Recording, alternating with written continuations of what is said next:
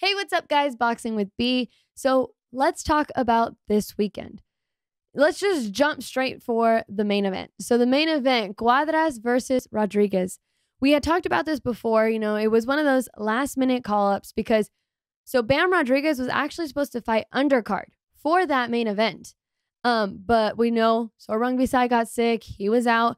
So Bam Rodriguez took that fight, went up 2 weights to go and fight Cuadras. We all know Cuadras is not an easy walk in the park. It's not like he was going in there and maybe you're fighting against a washed up fighter or anything like that. No, that was not the case here. But Bam Rodriguez being 22, he has a lot to bring to the table. He was undefeated and he was shining at 108. So going up 2 divisions, that's what had a lot of people thinking, well, is he going to be too small? Is he going to have the same power? Is it going to turn out well for him going up 2 weights for this title shot against Carlos Cuadras? But if you guys tuned into the fight, you saw what we all saw, which was we saw that, yes, it did seem like Cuadras was obviously the bigger fighter. And so his punches did seem to hurt Bam. Like not to the point where you're going to say, oh, he's going to stop. But in the way of hurt, he felt him. He felt Cuadras' power, at least from what it seemed.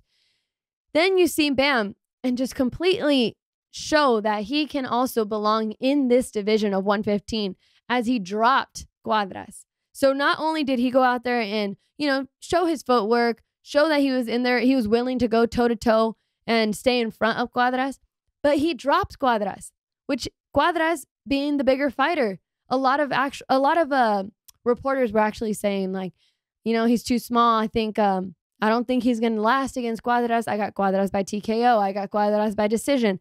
And a few did give it to Bam Rodriguez. A lot of eyes have been watching him. But, those that counted against him, I think it was a big shocker to them. But Bam really showed that, he can handle this division as well. He said he walks around at 130, so it wasn't too bad for him to cut down to 115. Great fight, made the most of his opportunity. And that's the difference between, let's say, Bam on that one and then earlier on the undercard, the guy that actually filled in for Bam, last name was Smith. He was from Arizona, so it was like a hometown fight. He was undefeated. But this kid, he went out there, tried maybe. It is a last minute opportunity, so everyone reacts different. But in his case, it wasn't as good as it should have been on that platform. He could have made the most of it. I bet he tried, but it didn't look too well for him. He went in, trying to motivate himself. It seemed like trying to be the outspoken fighter, making it known, talking in between rounds, really trying to get in his opponent's head. And then towards the middle and towards the end, he kind of gained the respect of, Diaz kind of got his respect. He was like, oh man, I'm not going to talk anymore after he felt his power. Long story short, it was a good decision. It went to Diaz. Smith took his first loss. It looked like it was very painful for Smith to take that loss, but it is what it is.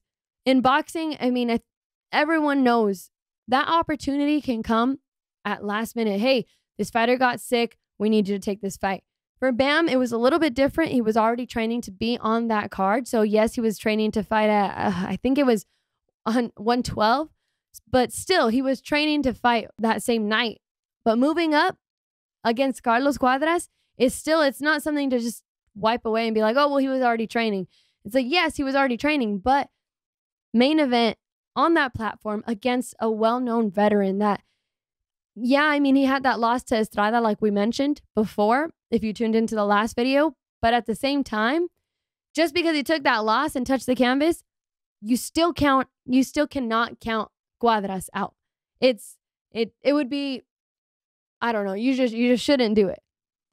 But shout out to Bam. He came out with that victory. New WBC champ, still undefeated. Now he's 15-0 at 115. So now we'll see if he stays there. He says that he might stay there, or if he goes back down to 108 and, go back there and try to get a title fight like he had been trying for a while. Either way, he had that big platform, so I'm sure he gained a lot more attention now. So leading up to this fight, me and my dad, a.k.a. A-Rod without the paycheck, who is not in studio once again, we were talking about this fight coming up between Well, it was coming up, but we were talking about that Rodriguez versus Cuadras fight. And, you know, he likes to talk about all the past fights that he watched, but he mentioned the fight between Fernando Vargas and Yori Boy. And he was talking about it, and he was just like, you know, Robert's dad was in his corner, and it's the same thing. It's history repeating itself. And I was like, yeah, that's crazy. So we were just talking about it, and I just decided, you know what? It's great to see this as a post all together, see the stats all lined up.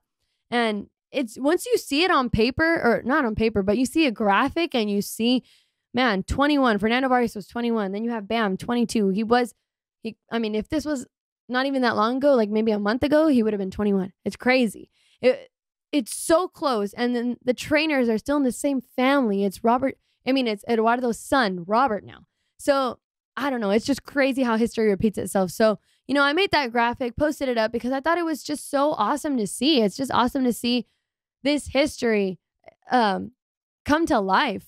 And then I always tune into Robert Garcia Unfiltered because I love hearing the realness behind, you know, Robert and his son. And it's just funny because it's like me and my dad talking over here, but obviously different level of platform. But it's awesome to hear them. So I love tuning into them after each fight and see what their thoughts are too, because I agree with a lot of the stuff that Robert says. And, you know, see him in the ring, he's a respectable trainer and he had his own career as well. So seeing them, and they actually gave us a shout out for that post. Check it out. There's even posts of, you know, of my dad and me and my dad, you know, with Fernando, you know, stats, you know, 14-0, never been past, Fernando never been past 6 rounds, Bam never been past 8 rounds. So everything was very similar, like, and you know, history repeats itself. Yeah, that's the caption of the post. I want to give the person a shout out because they did a nice post about it. It said, history repeats itself. It was boxing with B. And they put crazy how history can repeat itself. First title shot, Fernando 21, Bam 22, both of them 14-0. Fernando had never been past the 6th round. Bam had never been past the 8th round. The opponent, again, Yori Boy Campa, 72-2. Bam's opponent, Carlos Cuadras, 39-4. And, you know, trainers, Eduardo Garcia, and then obviously you for yeah, Bam. No, that's crazy, man. That's something that makes us feel great, man. It's and then crazy. Because of the fact that me and my dad were just talking about it, and then I decided to put it into a post, and you know, to see that acknowledgement and to see Robert actually say that it makes him feel good and his dad feel good. That's just, it's an awesome recognition. All right, guys. So that's all. Be sure to hit that like button and make sure to subscribe if you have not already hit that subscribe button. Thanks for tuning in. And also, if you guys are on the go and you want to listen to a podcast, be sure to listen to Boxing with B wherever you listen to your podcasts. Get ready. Fight. Breaking news. This is the guy that's going to give him the biggest fight. And then guess what? Fight.